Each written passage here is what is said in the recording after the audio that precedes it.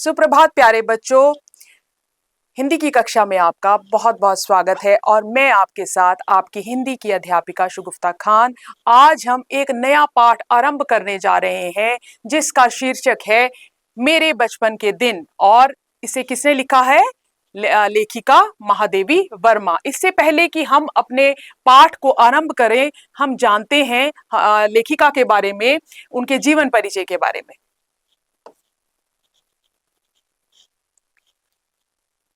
महादेवी वर्मा का जन्म सन 1907 में उत्तर प्रदेश के फर्रुखाबाद शहर में हुआ था। तो महादेवी वर्मा कहाँ पैदा हुई प्यारे बच्चों? उत्तर प्रदेश के फर्रुखाबाद शहर में।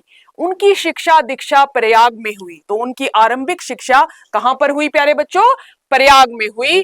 प्रयाग महिला विद्यापीठ में प्रधानाचार्य पद पर लंबे समय तक कार्य करते हुए उन्होंने लड़कियों की शिक्षा के लिए काफी प्रयत्न किए। तो वे काफी लंबे समय तक जो है वो प्रधानाचार्य पद पर रही और लड़कियों की शिक्षा के लिए उन्होंने जो है वो बहुत सारे प्रयत्न किए। उनको आगे बढ़ाने के लिए जो है वो उन्होंने आगे जो है वो कोशिशें की। सन 1987 में उनका देहांत हो गया। तो उनकी मृत्यु प्यारे बच्चों, देहांत का अर्थ होता है मृत्यु, तो उनकी मृत्यु 1987 में हुई। महादेवी जी छायावाद के प्रमुख कवियों में से एक थी। इससे पहले मैं और आपको इनके बारे में बताऊं तो आपको जो है वो छायावाद का अर्थ जो है वो पता होना चाहिए। तो छायावाद क्या है? छायावाद जो है हिंदी साहित्य का काव्य आंदोलन है। इसमें कवियों ने जो है प्रेम, सौंदर्य, स्नेह और रहस्य के बारे में बड़ा ही सजीव चित्रण जो है वो किया है। निहार, रशिम, निर्जा, यामा, दीपशिखा उनके प्रमुख काव्य संग्रह हैं, उनकी जो प्रमुख रचनाएं हैं। कविता के साथ साथ उन्होंने सशक्त गद्य रचनाएं भी की हैं। उन्होंने जो है केवल कविताएं ही नहीं लिखी प्यारे बच्चों, उन्होंने काफी गद्य रचनाएं भी की हैं, जिनमें रेखा चित्र तथा संस्मरण प्रमुख हैं। अतीत के चलचित्र, स्मृति की रेखाएं, पथ के साथी, श्रृंखला की कड़ियां उनकी महत्वपूर्ण गद्य रचनाएं हैं। महादेवी वर्मा को साहित्य अकादमी एवं ज्ञान पीठ पुरस्कार से सम्मानित किया गया। तो ये साहित्य के हिंदी साहित्य में उन्होंने उत्कृष्ट जो है वो कार्य किया। इसके लिए उनको विशेष पुरस्कारों से जो है वो पुरस्कृत किया गया, जिसमें से था साहित्य अकादमी एवं ज्ञानपीठ पुरस्कार, और इसके अतिरिक्त भारत सरकार ने उन्हें पद्म भूषण से भी अलंकृत किया। तो अलंकृत का अर्थ क्या है प्यारे बच्चों? सम्मानित किया। महादेवी वर्मा की साहित्य साधना के पीछे एक और आजादी के आंदोलन की प्रेरणा है। अगर महादेवी वर्मा की साहित्य साधना की बात की जाए तो उसका प्रभाव जो है, क्योंकि उस समय जो है वो आजादी के लिए आंदोलन जो है वो चल रहा था, तो उसका प्रभाव जो है वो उनके साहित्य में जो है वो उनके लेखन में देखने को मिलता है।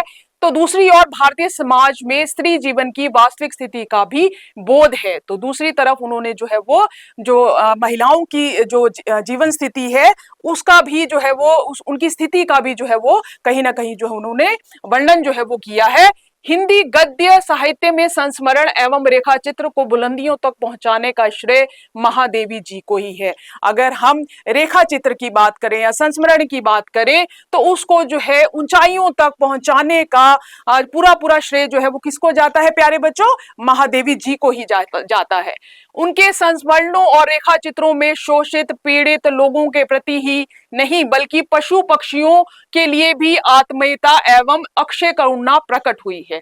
तो अगर आप उनके लेख पढ़ेंगे, संस्मरण पढ़ेंगे, रेखा चित्र जो है वो पढ़ेंगे तो उसमें आप देखेंगे कि जो लोग जो है वो पीड़ित हैं उनके बारे में ही नहीं, उन्होंने पशु पक्षियों के लिए आत्मीयता का अर्थ है अपनापन जो है वो बताया है एवं अक्षय करुणा जो है वो प्रकट की है। तो उनके प्रति भी उन्होंने जो है वो दया प्रकट की है। केवल जो है वो मनुष्यों के लिए नहीं, जो पीड़ित हुए हैं उनके, जो मनुष्य पीड़ित हुए हैं उन्हीं की बात नहीं की है, लेकिन पशु पक्षियों के जो है उनके प्रति भी जो है वो दया दिखाई है। उनकी भाषा शैली सरल एवं स्पष्ट है। अगर आप उनकी भाषा शैली को देखेंगे तो वो बहुत ही सरल है, समझने में आसान है, स्पष्ट है और तथा शब्द चयन प्रभावपूर्ण और चित्रात्मक है। तो जब आप उनकी भाषा शैली को पढ़ेंगे तो आपको वो बहुत ही सरल जो है वो सरलता से समझ में आएगी। और इसके अलावा जो है चित्रात्मक क्यों कहा गया है कि जैसे आप उनके किसी भी लेख को पढ़ेंगे तो प्यारे बच्चों, तो वो कहीं ना कहीं आपको वैसा ही चित्र जो है वो सामने जो है वो नजर दिखाई जो है वो देगा। मेरे बचपन के दिन में महादेवी जी ने अपने बचपन के उन दिनों को स्मृति के सहारे, स्मृति का अर्थ होता है प्यारे बच्चों यादें, लिखा है जब वे विद्यालय में पढ़ रही थी।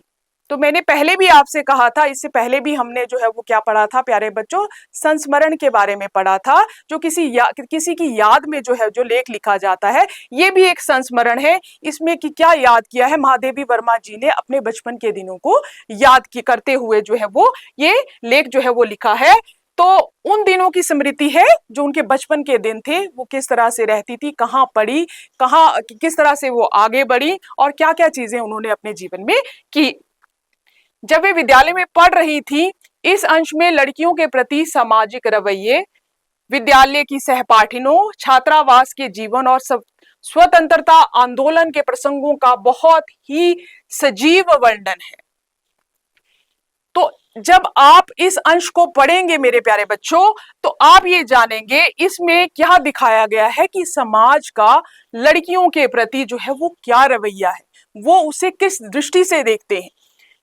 दूसरा, विद्यालय की सहपाठिनों, जिस विद्यालय में महादेवी जी पढ़ी, उनके जो साथी थे, उनके जो सहपाठी थे, उसके बारे में आपको जानकारी प्राप्त होगी। इसके अलावा छात्रावास के जीवन, छात्रावास क्या होता है, हॉस्टल, जहां बच्चे जो है वो रहते हैं, और स्वतंत्रता आंदोलन के प्रसंगों का भी बहुत सजीव वर्णन है। और स्वतंत्रता आंदोलन का जो है उस समय का दौर था, और इसलिए उस समय का स्वतंत्रता आंदोलन के प्रसंगों का भी आपको बहुत ही सजीव वर्णन मिलता है, सजीव जीवंत, जो आपको लगता है कि हमारे सामने सब कुछ हो रहा है।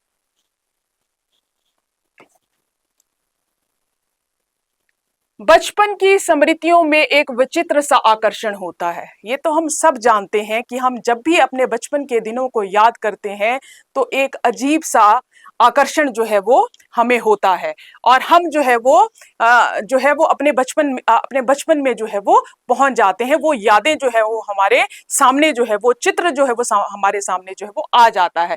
कभी कभी लगता है जैसे सपने में सब देखा होगा। तो कभी कभी जब हम अपने बचपन के दिनों को याद करते हैं प्यारे बच्चों, तो हमें ऐसा प्रतीत होता है कि जैसे कि हम कोई सपना देख रहे हैं।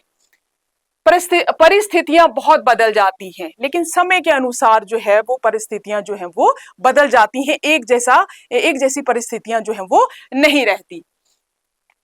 अपने परिवार में मैं कई पीढ़ियों के बाद उत्पन्न हुई।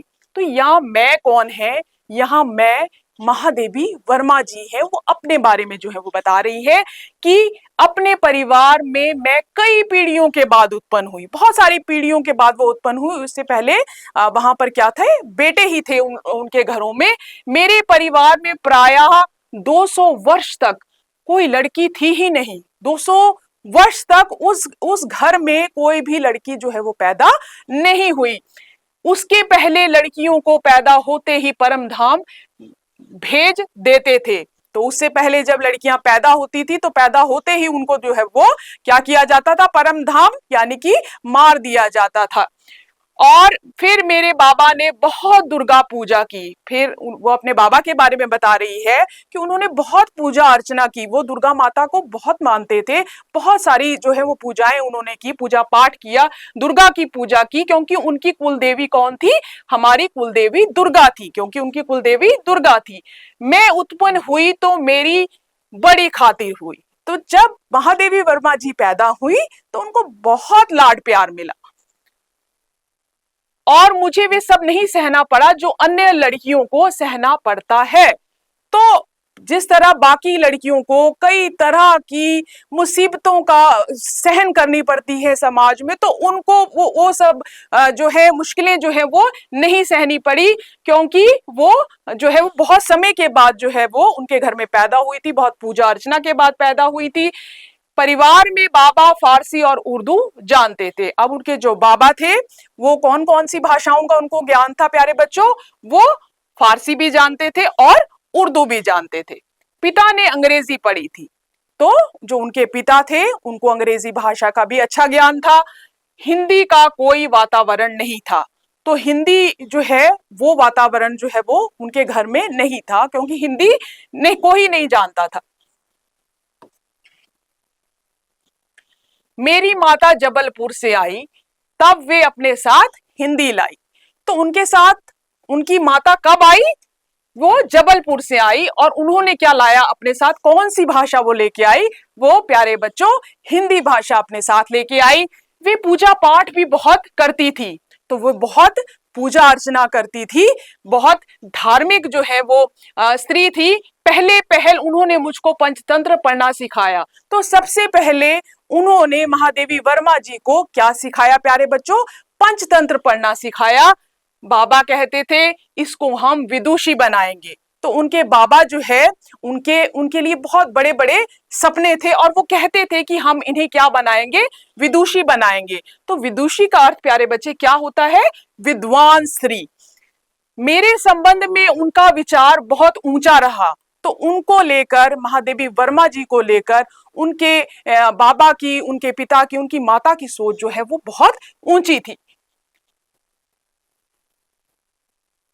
इसीलिए पंचतंत्र भी पढ़ा मैंने, संस्कृत भी पढ़ी। ये अवश्य चाहते थे कि मैं उर्दू फारसी सीख लूं, इसीलिए क्या है कि उन्होंने पंचतंत्र भी पढ़ा और उन्होंने संस्कृत भी पढ़ी, वो भी सीखी। वो ये भी चाहते थे कि वो उर्दू और फारसी भी जो है वो सीखे, क्योंकि उनको, उनके बाबा को जो है वो इन भाषाओं का ज्ञान था। तो वे चाहते थे कि महादेवी वर्मा जी हर भाषा में निपुण हो जाए, लेकिन वह मेरे वश की नहीं थी। लेकिन मुझे जो है इस भाषा में खास लगाव नहीं था, इसलिए वो मेरे बस की नहीं थी। मैंने जब एक दिन मौलवी साहब को देखा तो बस दूसरे दिन में चारपाई के नीचे जा छिपी। तो एक दिन जब मौलवी साहब उर्दू फारसी पढ़ाने के लिए आए तो वे कहां जाके छिप गई? चारपाई के नीचे छिप गई। जब तक बच्चे को जिस भाषा में आकर्षण नहीं होगा तो वे भाषा जो है वो नहीं सीख सकता। तो उनको इस भाषा में कोई भी आकर्षण नहीं था। तब पंडित जी आए संस्कृत पढ़ाने। फिर कौन आया उनको पढ़ाने के लिए? पंडित जी आए संस्कृत पढ़ाने। माँ थोड़ी संस्कृत जानती थी, तो उनकी माँ को जो है वो संस्कृत भाषा का ज्ञान था और संस्कृत सुनती थी, और वे संस्कृत जानती भी थी और संस्कृत सुनती भी थी। उसके उपरांत उन्होंने मिशन स्कूल में रख कर दिया मुझे, लेकिन उसके बाद उन्होंने उनको कहां डाल दिया? मिशन स्कूल में डाल दिया। मिशन स्कूल में वातावरण दूसरा था, क्योंकि मिशन स्कूल का वातावरण जो है वो अलग होता है, तो इसीलिए वहां का वातावरण जो है वो उनको बिल्कुल जो है वो अलग प्रतीत हो रहा था। प्रार्थना भी दूसरी थी, वहां पर दूसरी तरह की प्रार्थना पढ़ाई जाती थी। मेरा मन नहीं लगा, तो इस सब में भी उनका जो है वो मिशन स्कूल में उनका मन नहीं लगा। वहां जाना बंद कर दिया, और महादेवी जी ने वहां पर जो है वो जाना बंद कर दिया, क्योंकि उस विद्यालय में उनका मन नहीं लगा। जाने में रोने धोने लगी, क्योंकि जब जो है बच्चों को आप जबरन जो है वो कहीं भेजेंगे या जबरदस्ती कुछ करेंगे तो वो बच्चा रोएगा धोएगा, क्योंकि अगर उसको आकर्षण नहीं है वहां पर तो वो वहां पर अपने आप को जो है वो अच्छा महसूस नहीं कर सकता। तो वो रोने धोने लगी। तब उन्होंने मुझको क्रॉसवेट गर्ल्स कॉलेज में भेजा, और उसके बाद जो है उनका दाखिला जो है वो कहाँ करवा दिया गया? क्रॉसवेट गर्ल्स कॉलेज में। और वहां पर जहां मैं 5वें दर्जे में भर्ती हुई, तो कहां पर किसमें वे भर्ती हुई? 5वें दर्जे में उनको जो है वो भर्ती करवा दिया गया, उनका दाखिला करवा दिया गया। यहाँ का वातावरण बहुत अच्छा लगा, बहुत अच्छा था। तो जब वो यहाँ इस कॉलेज में गई तो उनको यहाँ का माहौल, यहाँ का वातावरण जो था वो बहुत ही अच्छा लगा और वो प्रसन्नचित हो गई।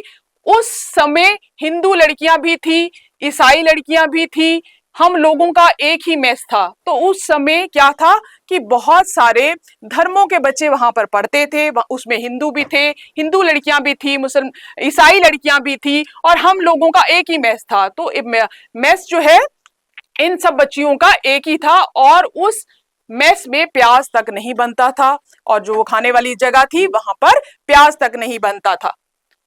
वहां छात्रावास के हर एक कमरे में हम चार छात्राएं रहती थी। तो जो छात्रावास का कमरा था वहां पर कितनी छात्राएं जो है वो उस कमरे में रहती थी? चार छात्राएं रहती थी प्यारे बच्चों। उनमें पहली ही साथिन सुभद्रा कुमारी मिली। तो उनमें जो सबसे पहला साथी उनको मिला वो कौन मिला? सुभद्रा कुमारी चौहान जी। उनका भी हिंदी साहित्य में बहुत बड़ा नाम है। 7वीं दर्जे में वे मुझसे 2 साल सीनियर थी। तो वो उनसे कितनी बड़ी थी प्यारे बच्चों? वो उनसे 2 साल सीनियर थी। वे कविता लिखती थी। तो सुभद्रा कुमारी चौहान जी क्या करती थी? वे कविताएं लिखती थी।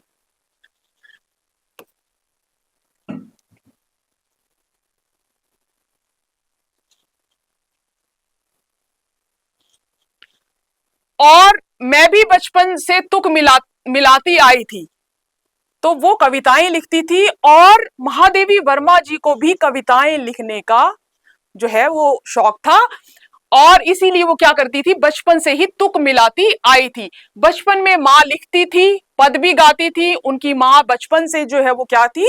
वो लिखती थी और पद भी गाती थी। मीरा के पद विशेष रूप से गाती थी। और कौन से पद वो विशेष रूप से गाती थी प्यारे बच्चों? मीरा के पद जो है वो गाती थी। इसके अलावा सवेरे जागिए कृपा निधान, पंछी बन बोले यही सुना जाता था। यही प्रार्थना जो है वो सुबह सुनी जाती थी, यही भजन सुना जाता था। और प्रभाती गाती थी। शाम को मीरा का कोई पद गाती थी, और शाम को भी कोई ना कोई मीरा का वो पद गाया करती थी। सुन सुनकर मैंने भी ब्रज भाषा में लिखना आरंभ कर दिया। तो माँ का बहुत बड़ा असर जो है वो बच्चों पे जो है वो रहता है, और यही कारण था कि माँ को सुनते सुनते उन्होंने कौन सी भाषा सीख ली? ब्रज भाषा। और सुन सुनकर ब्रज भाषा में उन्होंने लिखना आरंभ कर दिया। यहां आकर देखा कि सुभद्रा कुमारी जी खड़ी बोली में लिखती थी। और जब वे यहाँ पर छात्रावास में आई तो वहां पर उन्होंने क्या देखा? जो सुभद्रा कुमारी चौहान जी हैं, वे किस भाषा में लिखती है? वे किस भाषा में निपुण थी? वे खड़ी बोली में जो है वो लिखा करती थी। मैं भी वैसा ही लिखने लगी। तो मैंने भी जो है वो वैसा ही खड़ी बोली में लिखना जो है वो शुरू कर दिया। लेकिन सुभद्रा जी बड़ी थी, प्रतिष्ठित हो चुकी थी। तो सुभद्रा जी जो है वो उनसे सीनियर थी, बड़ी थी, और प्रतिष्ठित यानी सम्मानित हो चुकी थी। उनसे छिप छिपा कर लिखती थी मैं। तो वे जो है वो उनसे छिप छिप कर जो है वो लिखा करती थी। एक दिन उन्होंने कहा, महादेवी तुम कविता लिखती हो? तो कहीं ना कहीं उन्होंने देख लिया और उनसे पूछ लिया, महादेवी तुम क्या कविता लिखती हो? तो यहां तक का भाग जो है वो आपको प्यारे बच्चों अच्छे से समझ आ गया होगा। अब हम देखते हैं गद्यांश के मुख्य बिंदु।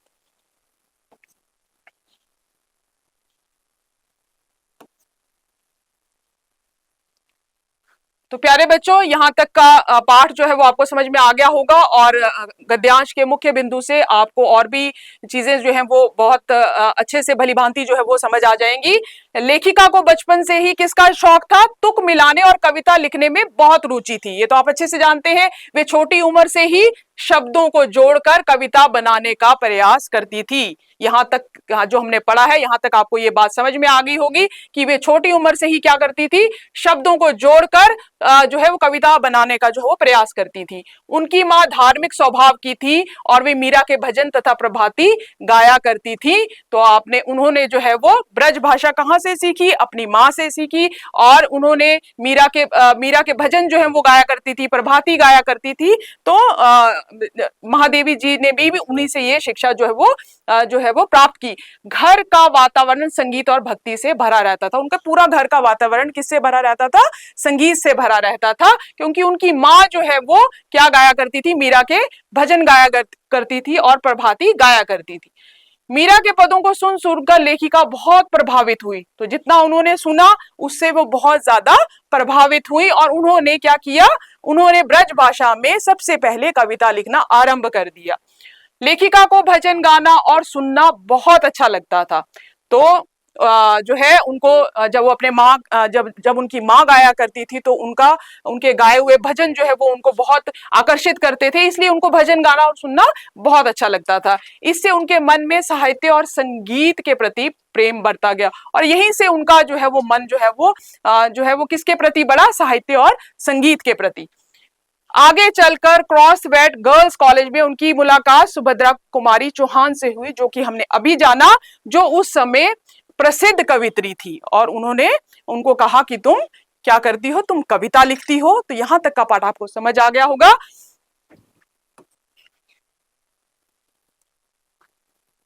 सुभद्रा कुमारी चौहान खड़ी बोली में कविता लिखती थी। अब उन्होंने पहले वो ब्रज भाषा में लिखती थी, जब उन्होंने देखा कि सुभद्रा कुमारी चौहान जी जो है वो किसमें लिखती हैं, खड़ी बोली में लिखती हैं, तो वो उनसे काफी प्रेरित हुई और उन्होंने खड़ी बोली में कविता लिखनी जो है वो आरंभ कर दी। उनकी रचनाएं लेखिका को बहुत प्रेरित करती थी। सुभद्रा जी को देखकर लेखिका ने भी ब्रज भाषा को छोड़कर खड़ी बोली में लिखना आरंभ कर दिया। लेखिका सुभद्रा जी से छिप कर कविताएं लिखा करती थी, क्योंकि उन्हें संकोच होता था, उन्हें ये लगता था पता नहीं मैं सही लिखती हूँ या नहीं लिखती हूँ, इसीलिए वे छिप कर कविताएं जो है वो लिखा करती थी। एक दिन सुभद्रा जी ने लेखिका से पूछा कि क्या वे कविता लिखती हैं। इससे लेखिका का उत्साह जो है वो बढ़ा। तो जब उनको ये पता चला कि महादेवी वर्मा जी जो है वो कविताएं लिखती हैं, तो उन्हें बहुत अच्छा लगा और उन्होंने उसे क्या किया, उत्साहित किया, और इससे लेखिका का उत्साह बढ़ा और उन्होंने बहुत सारी कविताएं जो है वो लिखी और हिंदी साहित्य में उनका बहुत बड़ा जो है वो योगदान है।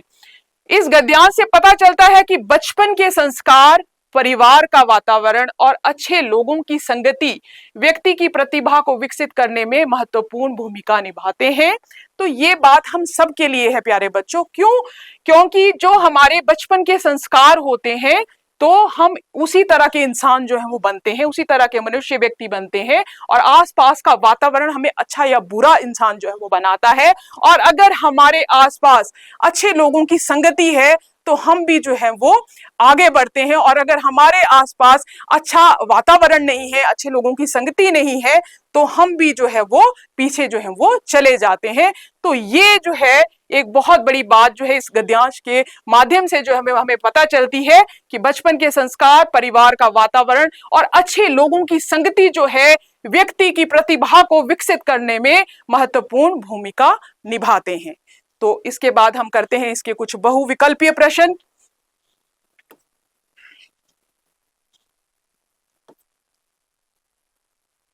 चलिए प्यारे बच्चों, अब तो आपको पाठ बहुत भलीभांति समझ आ चुका होगा।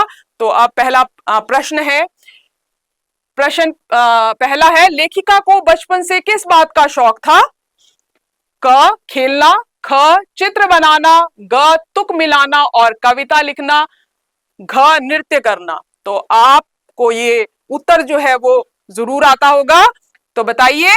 तो पहले का उत्तर क्या है? तुक मिलाना और कविता लिखना।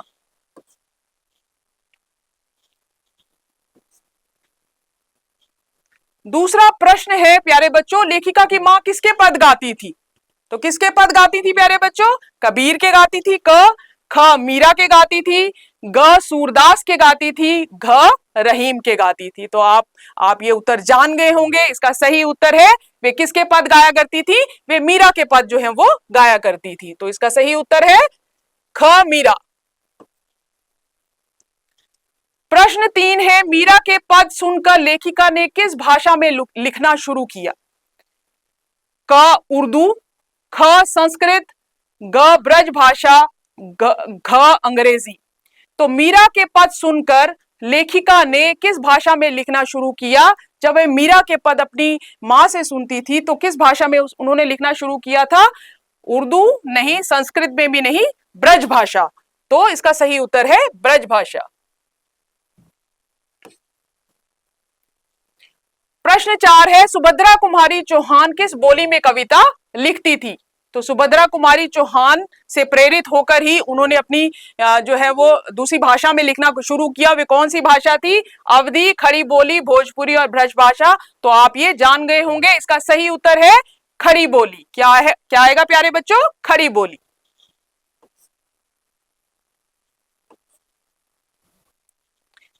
प्रश्न 5वां है, लेखिका ने खड़ी बोली में लिखना किससे प्रेरित होकर शुरू किया?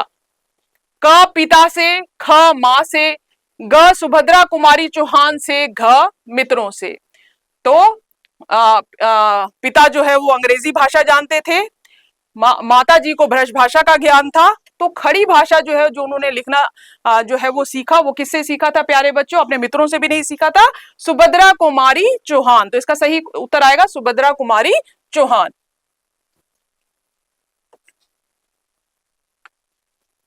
प्रश्न छठा है, सुभद्रा कुमारी चौहान कैसी कवित्री थी? प्यारे बच्चों वो कैसी कवित्री थी? क नई, ख प्रतिष्ठित, ग विदेशी, घ बाल कवित्री। तो मैंने आपको पहले भी बताया था और इसका अर्थ भी बताया था। तो सुभद्रा कुमारी चौहान जो है वो प्रतिष्ठित कवित्री थी। तो इसका सही उत्तर क्या आएगा? प्रतिष्ठित।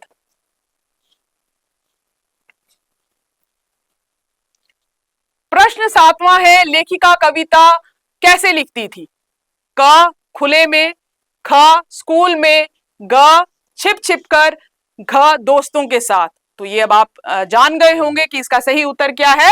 तो वे क्या करती थी? छिप छिप कर कविता लिखती थी। तो इसका सही उत्तर क्या आएगा प्यारे बच्चों? छिप छिप कर, ग।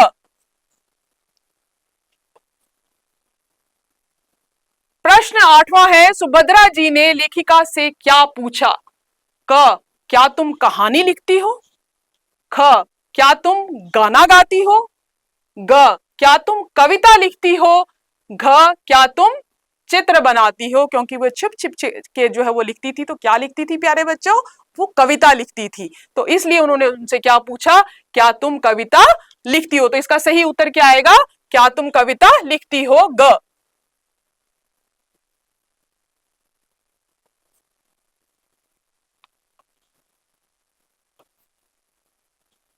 तो इसी के साथ यहां तक का भाग आपका समाप्त होता है। प्यारे बच्चों, मैं पूरी आशा करती हूं कि आपने ये पाठ बहुत ध्यान से सुना होगा और आपको बहुत अच्छे से समझ में भी आया होगा। तो आप इसका निरंतर अभ्यास करें। आपका बहुत बहुत धन्यवाद।